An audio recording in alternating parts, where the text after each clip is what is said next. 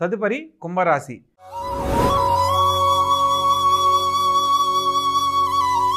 ఈ యొక్క కుంభరాశి వారికి లగ్నంలో శని సంచారం జరుగుతున్న కారణంగా కొంత మొండి పట్టుదలతో వ్యవహరించే విధానాన్ని మార్చుకోవాలి.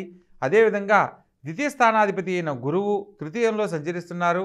ద్వితీయ స్థానంలో రాహుగ్రహ సంచారం చేత ముఖ్యమైన విషయాలలో ఖచ్చితంగా మాట్లాడే స్వభావాన్ని కొద్దిగా మార్చుకోవాలి. కార్యదీక్ష పట్టుదలతో అనుకున్నవి సాధించినప్పటికీ కొన్ని సందర్భాలలో సందర్భాన్ని బట్టి ఆచితూచి వ్యవహరించాలి. తృతీయ స్థానంలో గురుగ్రహ సంచారం చేత ఈ వారంలో చేయబోతున్న ప్రతి పనిలో కూడా తోడపుట్టిన వారి సలహా మేరకు కనుక ఆచరించినట్లయితే సకాలంలో సత్ఫలితాలు పొందడం అనేది జరుగుతుంది. అదేవిధంగా అష్టమ స్థానంలో కేతుగ్రహ సంచారం చేత ఆరోగ్య విషయంలో ఒకటి జాగ్రత్తలు పాటించాలి. భాగ్యస్థానంలో చంద్రగ్రహ సంచారం జరుగుతున్న కారణంగా ప్రభుత్వ సంబంధమైన ఉద్యోగం కోసం ప్రయత్నం చేసిన వారు ఉద్యోగానికి సంబంధించిన శుభవార్తలు వింటారు. అదేవిధంగా రాజ్యస్థానంలో చంద్రుడు మరియు శుక్రుడు మరియు బుధగ్రహ సంచారం జరుగుతున్న క్రమంలో నూతన వ్యాపార ప్రయత్నాలకు పెట్టుబడులకు ఇది అనుకూలమైన కాలము. అదేవిధంగా లాభస్థానంలో రవి బుధులతో పాటు కుజగ్రహ సంచారం కూడా జరుగుతుంది.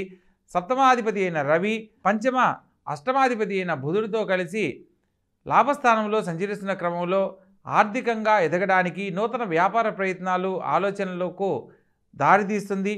నూతన వ్యాపార కార్యక్రమాల వల్ల అనేక రకాల లాభాలు పొందడానికి ఇది అనుకూలమైన కాలంగా చెప్పడం జరుగుతుంది.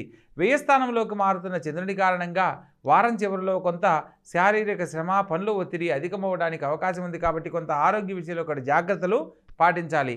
మొత్తం మీద ఈ రాశి వారికి రాహుకేతుల మధ్య గ్రహాలు సంచరిస్తున్నప్పటికీ కూడా కొంత మేరకు వారం చివరిలో విశ్రాంతి తీసుకునేందుకు కానీ ప్రత్యేకంగా ఈశ్వర ఆరాధన ఫలితంగా అనేక రకాల శుభాలు పొందుతారు.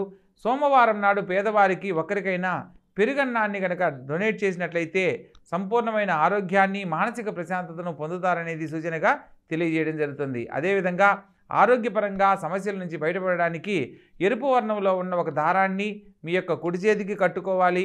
అదేవిధంగా ఎరుపు వర్ణంలో ఉన్న గణపతిని ఆరాధించడం కానీ లేదా ఓం గం గణపతియే నమః అనే మంత్రాన్ని 21 సార్లు పఠించడం కనుక చేస్తూ ఉన్నట్లయితే సంపూర్ణమైన ఆరోగ్యంతో ఉన్నతమైన జీవితంలో స్థిరపడతారు.